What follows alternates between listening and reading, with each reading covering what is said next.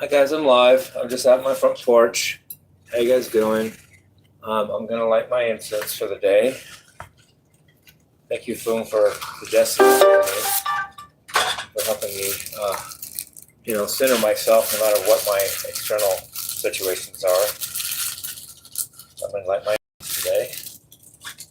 And the Edge from YouTube just called me this morning and said that, unlike a lot of the people that have been calling me, he's going to actually present me with a contract to sign because he wants an extra guitarist for YouTube. So I said sure, and as long as as long as I'm available, which so far so good. I mean, I'm virtually always available. All I really have to do is do my YouTube channel, go on my walks, and pay the mortgage and homeowners association to keep the house. Other than that, I'm a free spirit. I'm available night and day, 24/7, 365 and a half, LOL. Not a half, quarter, 365 and a quarter days in a year, approximately. That quarter is a little, not exactly a quarter, but it's something like that. And I told the Edge, I said, first of all, I love Bono. I quoted from Bolt the Blue Sky, but I said it wrong. It's supposed to be man breathes through the saxophone, through the streets, you can hear the city groan. And I said to Edge, I said, man breathes through the saxophone, in the air you can see the city groan. Well, that's not quite right, but I didn't have much time. I was on the spot to think of the lyric, and I got it wrong. So thank you, Edge, for calling. Contract would be nice. A lot of people call me, and I never hear anything about anything official. So thank you. You're the first with that, Edge. Thank you. And Bono, I have Irish in me just like Bono. I'm 86.5% English and Irish, according to 23andMe. So the biggest bulk of me is English and Irish. And the second thing is I'm 13.4% French and German, and then I'm 0.1%. That's only 1 in 1,000 parts. I'm 0.1% Far Eastern and Native American, so I'm Indian and Asian by 1 part in 1,000. So other than that, I'm totally Northwest European. But I'm glad I have the Asian and the American Indian, because it gives me kind of a mystical flavor to me. Kind of like I like lighting incense and things like that. Is aided by the fact that I have Far Eastern and Native American in me. I'm not just totally, Caucasian pure. I'm glad I have that little bit in me. So I went to karaoke last night. I'm not, for the sake of my haters trolling me, I'm not going to say where, but it's a place. And I got invited up, actually. I didn't just walk by and then walk up, like, here I am. I made a friend.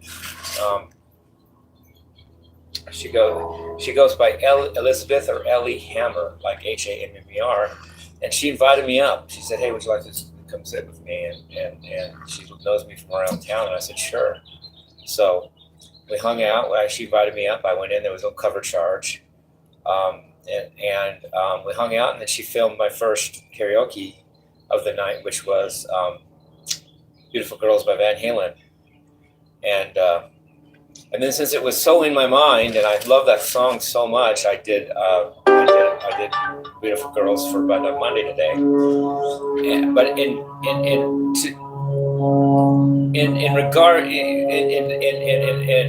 lauding of David Roth and Van Halen, I had to just go right into the tune. If I tried to say it's Button Up Mondays episode 20, it already distracted me. I had to be right on point for "Beautiful Girls." I couldn't just even say anything else before that. I just had to go right into it.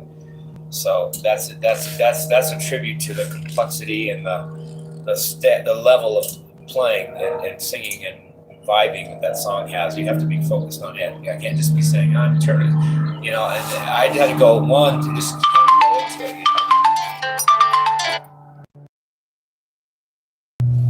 So I was a hater, whatever.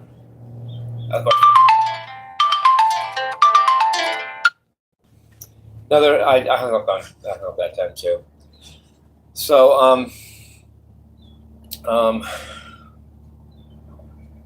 I enjoyed karaoke last night. gonna think about karaokeing every Sunday night. So that was Sunday yesterday, and or whenever I'm invited up by anybody. If anybody wants me to come up and sit with them and everything and do karaoke if they have that night, I'm good. But as far as me doing it, I think I'll just go up every Sunday night. I'll do karaoke even if I don't get invited. I'll just show up and do it. So it sounds like fun. I enjoyed it, and so yeah, I'm just doing my incense. The hater that just called me, I'll give him credit. He said, "Shut up, stop your bragging." He got on me for bragging. Well, I think we all brag in this life. That's what we're here to do. We're here to promote ourselves. Otherwise, we'd all just kill ourselves and be done with it. We all want the best for ourselves, unless we're crazy, and I'm not. So I want the best for myself, and if that means thinking well of myself, and if that comes off like bragging or sounds like bragging, I'm sorry, but not sorry.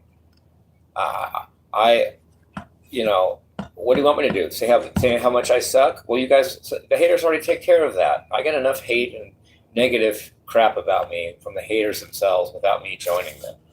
And first of all, and why would I join them? What do they offer me? What's your threat? And I don't see anything. And what's your offer? I not only don't see anything, but I'm not gonna care whatever it is you have to offer. It's not gonna be anything to me.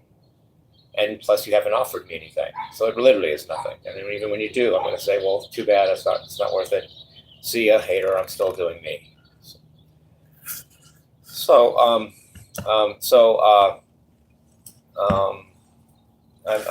doing well today. I'm going to have a good day. It's a nice sunny day, given the fact that it's February. It's not too bad, and I want to say, for the Button Up Monday, for beautiful girls, I want to say I did that in loving memory of Eddie Van Halen, and a shout out to you, David Lee Roth, because like you or hate you, David Lee Roth, if it weren't for you, so many people wouldn't be rocking today, and so many people wouldn't have rocked in the past. But I'm one of them. I'm just saying that. You think what you think. Anybody think what you want about me, but I'm when it comes to rock and roll and my heroes, I mean what I say, and I try to mean what I say at all times. But Van Halen was the breath of fresh air that kept me from suffocating in the '80s. So that's a figurative metaphor for what it was like. And not only that, somebody. Oh, I want to give kudos. Oh, I knew it was something I was supposed to say. I was walking up and down Old Town Front Street yesterday, and I got really good love there. A girl that I don't know her name, but she came up to me, gave me a big hug that lasted like a minute, and said, "I love you to me." And she said, "Are you okay?"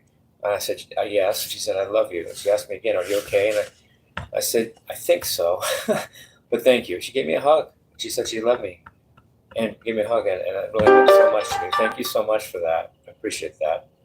Another girl asked me what inspired me to be Shirtless Guy. She was a fan, and I said I quoted what I say to you guys. It was the rockers in the '80s, David Lee Roth and Robert Plant. I mean, and I was just this punk kid getting beat up at school, and so who wouldn't look up to Robert Plant and David Lee Roth and think I want to be that someday? A crazy kid, and I wasn't crazy, so I did. Not thinking I'm gonna be that person and all that, but yet that's what I wanted. I wanted to be David Lee Roth and Robert Plant when I was like in high school, and I took up guitar instead of singing because I didn't like my voice. I didn't think I had a good voice, so I didn't think I had anything to offer voice-wise as far as anything good or special. And my dad had already shamed me about drums when I made the drum set made out of trash, and he came home and said, "That sounds like shit, Jim. You have no rhythm and you'll never be a musician." Well, I tore that drum set up, and that's all I remember. It's the last thing I remember of that drum set. So what was left is guitar. At least with guitar, I could practice. It's not. You don't have to have a good voice, which you can't control whether you have a good voice or not. And you don't have to. And there's more aspects to it than just beating drums to time.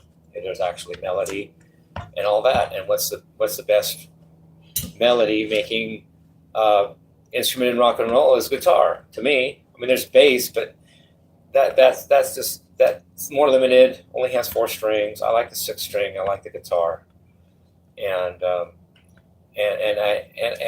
so I'm thanking everyone that reached out to me and gave me love yesterday on my walk. The girl that hugged me, the girl that asked me how to get the idea to become Shirtless Guy, and of course Ellie Hammer that invited me up to karaoke and sit with her. And I also want to say a shout out to Brooke, who I met. I love you, Brooke, and also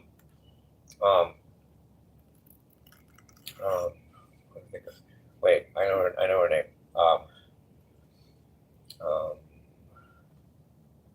Wait, let me think.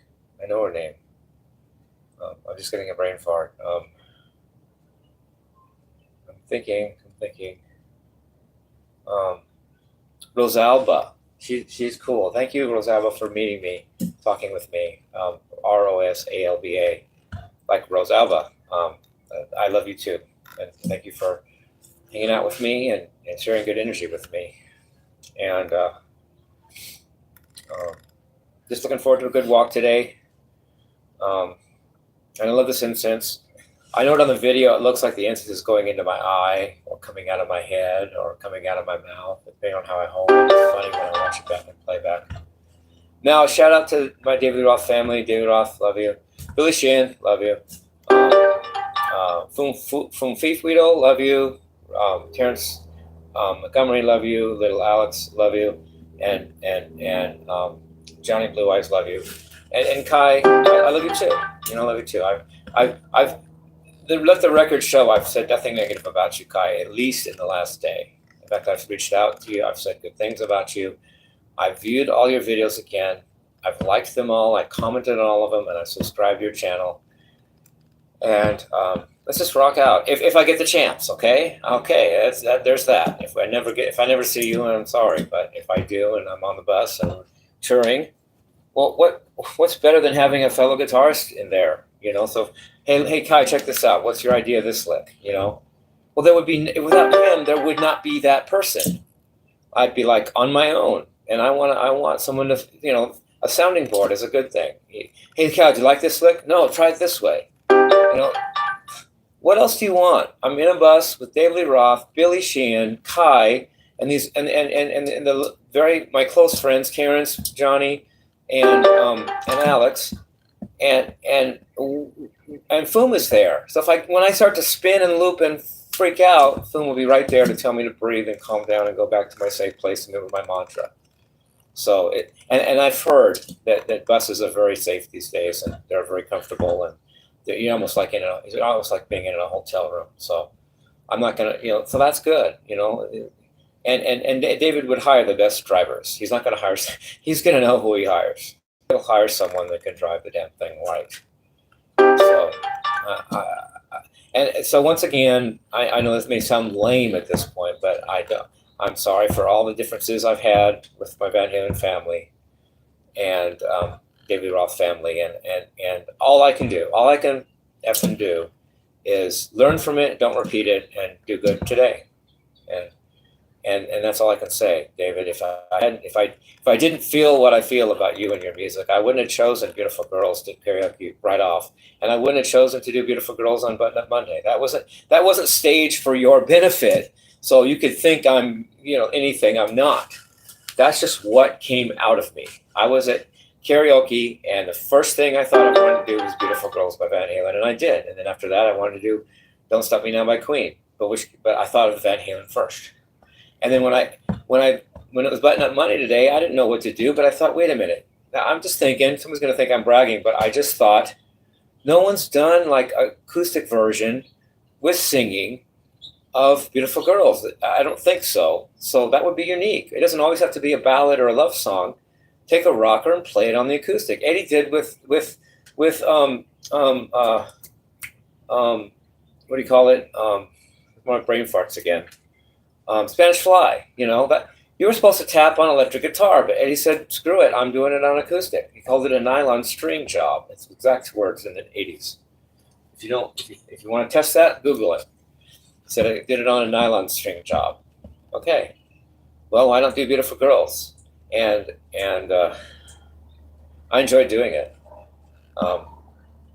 I get better at songs by doing songs. If I do songs, I get better at songs. There's like no shortcut. Jaco Pastorius, second or first, depends on what you think of Jeff Berlin. Bassist in history, all genres included. I think Billy Sheehan is number 3 if you include all genres. If you include rock and roll, Billy Sheehan, you're the best badass rock and roll bass player that ever walked the earth. But I like Jaco and Jeff a little better for the jazz thing they do. But anyway, Jaco said there's no shortcut except the long way. The only shortcut is take the long way. If you avoid the long way, that's longer in the end because you're going to have to go back and do that anyway. So you're wasting time if you skip the long way. The only way to get through it is the long way, and then you've done it. And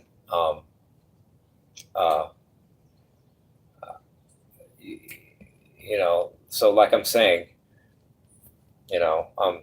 playing songs makes me better at songs. They just start.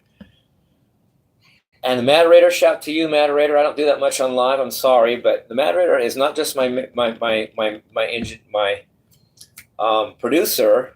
He's my friend. He's making a Raderator pedal for me, and he's my advisor with art because he has helped me, telling me things like when you're playing a song, go in and out of the time. Don't go perfect time because it's just boring.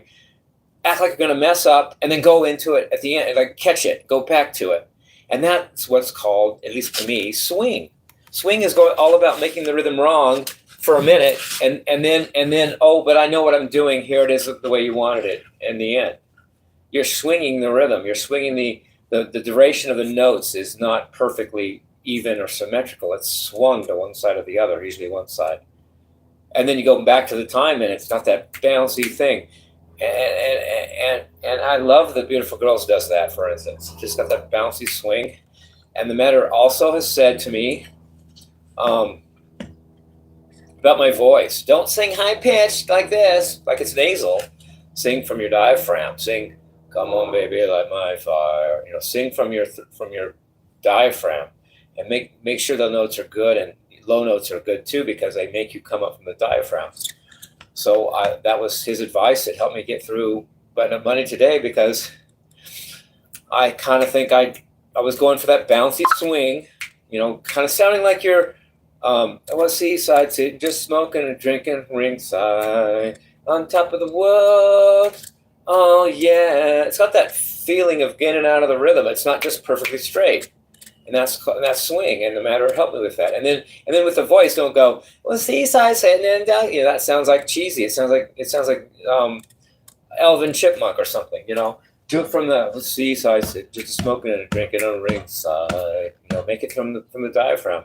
And then not only that, he's constantly helping me with what I need at the time to improve, whether it's that and what I said about timing or something else. He's a good musical sounding board, and he gives me good advice. So shout out to you, Moderator. I hardly ever do that. It's weird. I talk to, but you're my friend, you're my producer, and you're my advisor, and I appreciate you. So yeah, I just get better at doing songs by doing songs, and. And don't forget, I'm doing my monthly Eat 'em and Smile. I'm still doing that. I'm still coming up March, I'm gonna do another take, and I've worked on that really a lot. Eat 'em and Smile. I know a lot of my mistakes. I know it. Some people are gonna say, well, why can't you correct your life like you correct the album? Like making fun of me for knowing what the mistakes are. But not knowing what my mistakes are in my life. But that's just hate. I get it. Haha, you're funny. But no, I analyzed all the problems I had with Eat 'em and Smile on different songs. Notably, I've said before, Ladies Night in Buffalo, Elephant Gun, and Shy Boy a little bit. And anyway, I love you guys. Peace. Rock and roll.